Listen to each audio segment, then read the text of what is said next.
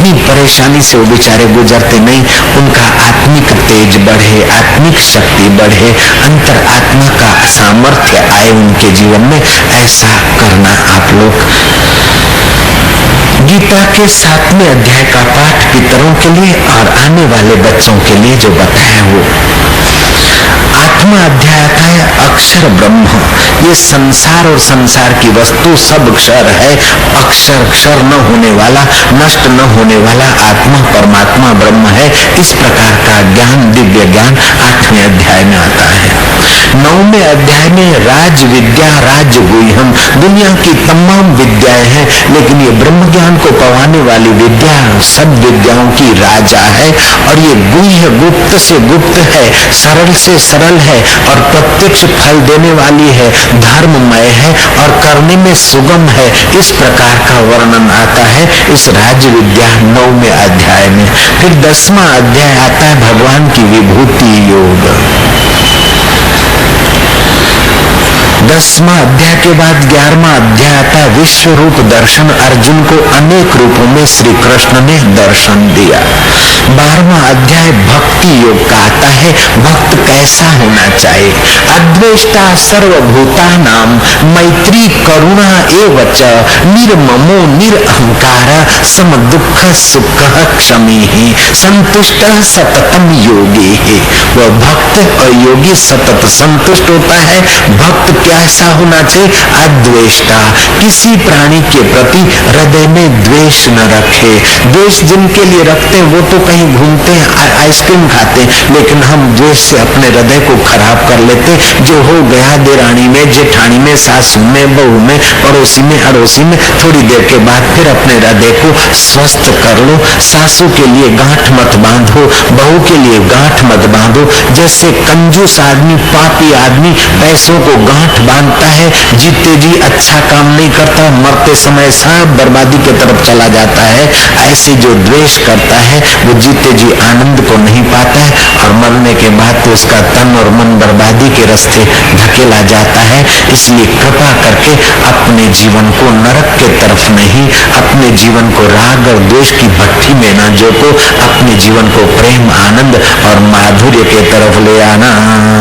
विश्व रूप दर्शन के बाद भक्ति योग आता है 12वां अध्याय। भक्ति योग में अद्वेष्टा सर्वभूतानां मैत्री, अपने से श्रेष्ठ पुरुष हो, ईश्वर के रास्ते जाते हो तो प्रयत्न करके उनके पास जाए, उनसे मित्रता करें।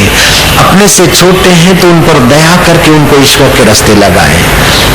मैत्री करुणा एवच, फिर मैत्री भी करो श्रेष्ठ पुरुषों से और छोटों पर करुणा करो। नौकर है, नौकरानी है तो वो भी मनुष्य हैं, वो भी आखिर उन पर थोड़ी करुणा करो। उनके गलती हो जाएगी तो उनको दंड तो दो, लेकिन हृदय में उनकी भलाई सोचकर, उनका कल्याण सोचकर, छोटों पर करुणा और बड़ों के आगे नम्रता और बराबरी वालों के साथ मित्र भाव करोगे तो तुम्हारा व्यवहार सुंदर होगा, सुखी रहोगे। मैत्री करुणा एवच, ये तो करो, लेकिन जब ऐसा तुम्हारा बढ़िया व्यवहार होगा तो फिर कहीं ममता में न फंस जाओ। इसलिए युद्ध के मैदान में उस कन्हैया ने कह दिया निर्ममो निरहंकार, ममता भी मत करना और अहंकार भी मत आने देना, तो फिर तुम्हारी भक्ति अखंड हो जाएगी। ये 12वें अध्याय में विस्तार से बात आती है। 13वें अध्याय में क्षेत्र क्षेत्रज्ञ विभाग योग आता है। शरीर खेत है, जैसे खेत में जैसा अन्न डालते हैं ऐसा आता है, जैसा बीज ऐसा फल, ऐसे इस शरीर रूपी क्षेत्र में जैसे कर्म करते देर सबेर परिणाम ऐसे आते। लेकिन शरीर रूपी खेत है, किसान में और खेत में फर्क है। खेत किसान नहीं हो सकता और किसान खेत नहीं बन सकता, है ना, फासला है ना। सेठ दुकान नहीं बन सकता और दुकान सेठ नहीं होती। ऐसे शरीर तुम्हारा क्षेत्र है, लेकिन इसको जानने वाले तुम क्षेत्रज्ञ हो। तुम अपने को क्षेत्रज्ञ की जगह में जानो और इस क्षेत्र को संयम से, सदाचार से चलाओ। इस प्रकार का विस्तार से ज्ञान भरा है 13वें अध्याय में। 14वें अध्याय में गुणातीत विभाग योग है, 3 गुणों से अतीत होने की उसमें प्रेरणा दी। 15वां अध्याय पुरुषोत्तम योग है और और 16वां अध्याय देव असुर संपदा, दैविक स्वभाव, अच्छे लोगों का स्वभाव, सात्विक संपदा और दैत्य जो भगवान को, ईश्वर को नहीं मानते, दूसरों को सताते, ऐसों की दुर्गति होती है, और ईश्वर को मानते और सबका भला चाहते, ऐसों की सदगति होती है। इस प्रकार देव असुर संपदा विभाग योग आता है। 70वें अध्याय में श्रद्धा त्रय विभाग योग की बात कही।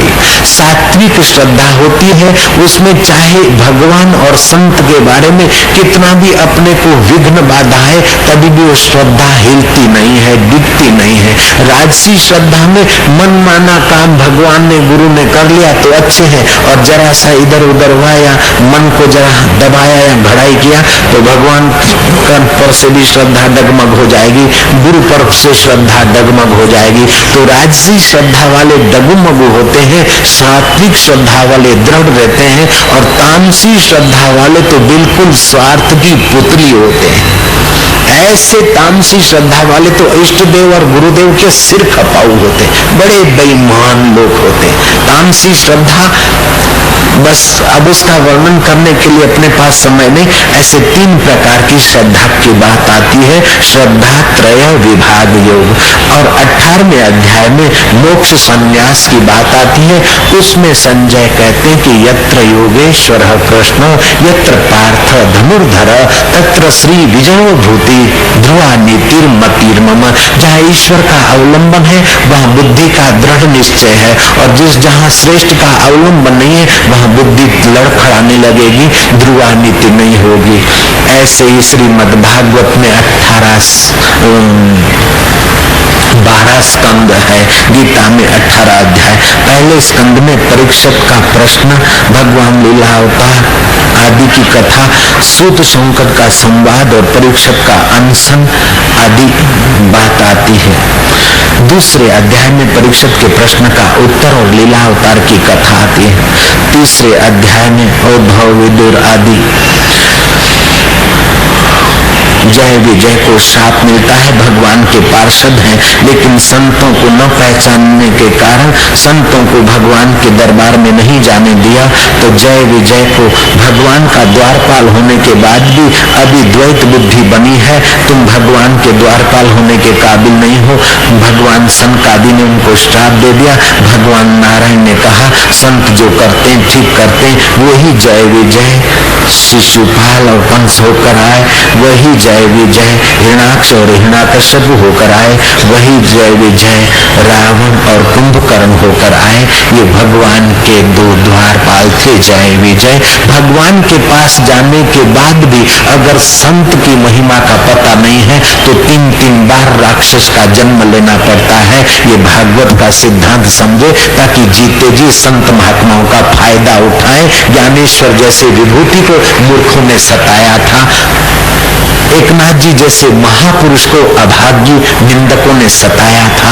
ज्ञानेश्वर जैसे महाराज, एकनाथ जैसे महाराज, तुकाराम जैसे महाराज के लिए अभागे लोगों ने कुछ का कुछ बका और कुछ का कुछ किया, लेकिन अभी भी इस बुद्धिमान लोग तो तुकाराम महाराज की जय कर रहे हैं, ज्ञानेश्वर महाराज की समाधि पे प्रणाम कर रहे हैं, एकनाथ जी का भागवत पढ़ के आनंद और पुण्य कमा रहे हैं। संसार तो उन्हीं महापुरुषों को मानता आया है, मानता रहेगा, जिन पुरुषों ने अपने चित्त को परमात्मा में लगाया है। लेकिन निंदक लोग हर युग में होते हैं, हर समय में होते हैं। अफवाहखोर, ईर्ष्याखोर, निंदाखोर लोग साधारण आदमी को तो नहीं छोड़ते, लेकिन भगवान और संत